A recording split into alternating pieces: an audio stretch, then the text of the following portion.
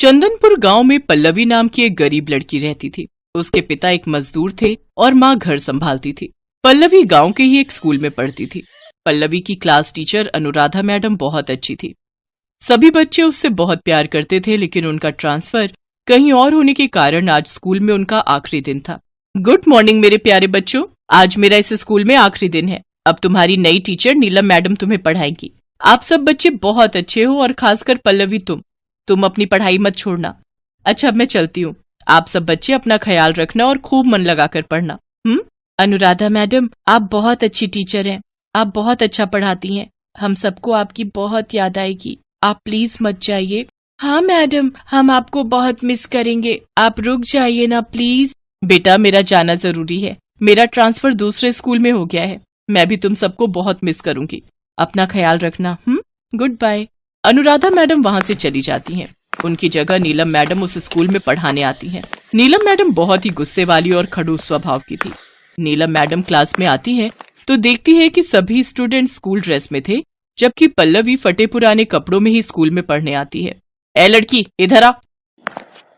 तुम्हारी यूनिफॉर्म कहाँ है और तुम घर के कपड़े पहनकर क्यों आई हो? मैडम, बेचारी पल्लवी बहुत गरीब है। अभी इसके पास यूनिफॉर्म खरीदने के पैसे नहीं है और प्रिंसिपल मैम ने इसे कुछ दिनों के लिए छुट्टी दी है, इसलिए ये ऐसे ही पढ़ने आती है। जब इस गरीब की औकात नहीं है यूनिफॉर्म लेने की, तो फिर ये पढ़ने क्यों आती है? तुम गरीब होते ही गंदी नाली के कीड़े हो और वहीं ठीक लगते हो। अभी मैं तुझे बताती हूँ। यहाँ नीलम मैडम पल्लवी की खूब पिटाई करती हैं और उसे सजा के तौर पर क्लास से बाहर कर देती हैं। पल्लवी रोते हुए हाथ ऊपर करके खड़ी रहती है। पल्लवी गरीब थी, इसलिए उसकी नई क्लास टीचर उससे बहुत बुरा बर्ताव करती थी। गरीब कहीं की, तुझे कितनी बार कहा है क्लास में सबसे पीछे वाली बेंच पर बैठा कर? मैं तेरी शक्ल देखती हूँ तो सारा दिन खराब हो जाता है। बेचारी पल्लवी चुपचाप पीछे जाकर बैठ जाती है। नीलम मैडम का गुस्सा हर दिन स्कूल स्टूडेंट्स पर निकलता था, लेकिन पल्लवी को तो हर रोज उसका शिकार होना पड़ता था। हालात ऐसे हो गए कि अब तो पल्लवी को स्कूल आने में भी डर लगता था। ऐसे ही कुछ दिन बीतते हैं। अपनी टीचर के बुरे बर्ताव की वजह से पल्लवी एक दिन स्कूल न जाकर एक नदी किनारे बैठकर रोने लगती है। नीलम मैडम बहुत बुरी है। जब देखो हमें डांटती रहती है और मुझसे तो ऐसी नफरत करती है जैसे मैंने गरीब होकर कोई पाप कर दिया। काश कि मेरे पास कोई शक्ति होती तो मैं उन्हें अच्छा सबक सिखाती। तभी एक साधु वहाँ आता है और वो पल्लवी की बात सुन लेता है। बेटी, तुम उदास मत हो। मैं तुम्हें ऐसी जादुई शक्ति दूंगा जिससे तुम्हारे सारे कष्ट दूर हो जाएंगे। साधु उसे एक जादुई शक्ति देता है जिससे उसके हाथ जितना वो चाहे लंबे कर सकती है। बाबा ये तो चमत्कार हो गया। पल्लवी खुशी खुशी स्कूल जाती है और वहाँ जाकर ये बात सभी बच्चों को बताती है। कुछ देर बाद नीलम मैडम क्लास में आती है। वो जैसे ही ब्लैक बोर्ड पर कुछ लिख रही होती है, तभी पल्लवी अपने लंबे हाथ बढ़ाते हुए उसकी पीठ पर चोटी काट देती है। नीलम मैडम पीछे मुड़कर देखती है, फिर वो ब्लैक बोर्ड की तरफ देखकर पढ़ाने लगती है। कुछ देर बाद पल्लवी फिर से उनकी पीठ पर चोटी काट देती है। लगता है कपड़ों पर चींटी चढ़ गई है। उफ, अब मुझसे तो नहीं पढ़ाया जाता।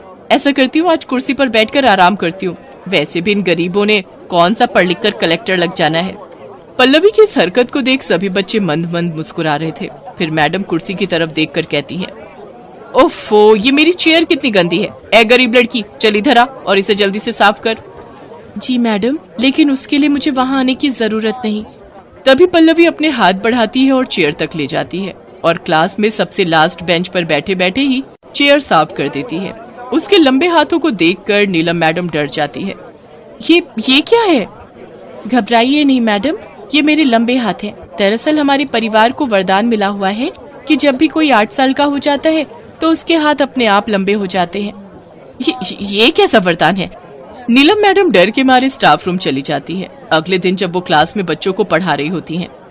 हाँ तो बच्चों, अब कौन ये मैथ का सम सॉल्व करके दिखाएगा? अरुण, तुम बताओ। पर मैडम, मुझे ये नहीं आता। नहीं आता तो सारा दिन स्कूल में करते क्या हो? मैं तुम्हें अभी बताती हूँ। वो डंडे से उसकी पिटाई करने ही वाली होती है कि तभी पल्लवी अपने लंबे हाथों को बढ़ाकर एक हाथ से डंडा और दूसरे हाथ से नीलम मैडम की गर्दन पकड़ लेती है।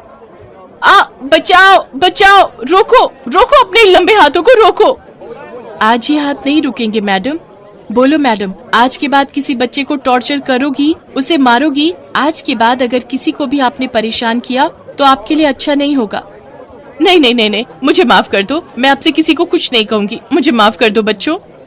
उस दिन के बाद नीलम मैडम सब बच्चों के साथ बहुत अच्छे से पेश आने लगी और खासकर पल्लवी से।